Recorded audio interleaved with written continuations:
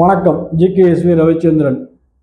இந்த வீடியோவில் நம்ம பார்க்க போகிறது த்ரெட் அண்ட் ஆப்பர்ச்சுனிட்டி. எப்பயுமே வந்துட்டு ஆப்பர்ச்சுனிட்டி அண்ட் த்ரெட்னு தான் பேசுவாங்க. நம்ம ஃபஸ்ட்டு வந்துட்டு த்ரெட் அண்ட் ஆப்பர்ச்சுனிட்டி பார்த்துக்குவோம்.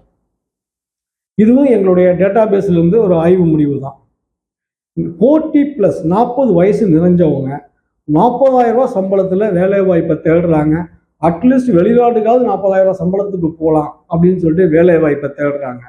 இவங்க யார் அப்படின்னு சொல்லி கேட்டீங்கன்னா, 20 வருஷத்துக்கு முன்னாடி கிடைச்ச வேலையை அனைத்தும் இது ஒரு வேலையா, இது ஒரு சம்பளமா அப்படின்னு சொல்லிட்டு தன்னுடைய அறியாமையினால, தன்னுடைய அலட்சிய போக்குனால இப்போ 40 வயசுக்கு பிறகு அவன் வருமானமே பத்தாம ரொம்ப சிக்கல்ல இருக்கிறாங்க.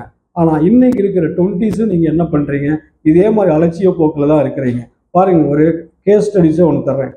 ஒரு எலக்ட்ரீஷியன் கிட்ட நல்ல எக்ஸ்பீரியன்ஸு 39 வயசாகி போச்சு. கிட்டத்தட்ட 27,000 ரூபா தான் சம்பளம் வாங்கிட்டு இருக்காரு. அப்போ 39 வயசு, ஒரு 10-15 வருஷத்துக்கு முன்னாடி வெளிநாட்டுக்கு போயிருந்தாருன்னு வச்சுருங்க.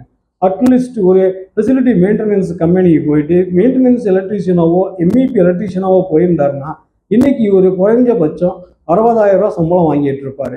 அப்போ புரிஞ்சுக்குங்க, இதே 20 வருஷத்துக்கு முன்னாடி 40+ இழந்த வாய்ப்பை இன்னைக்கு இருக்க 20s யோசிச்சு பாருங்க.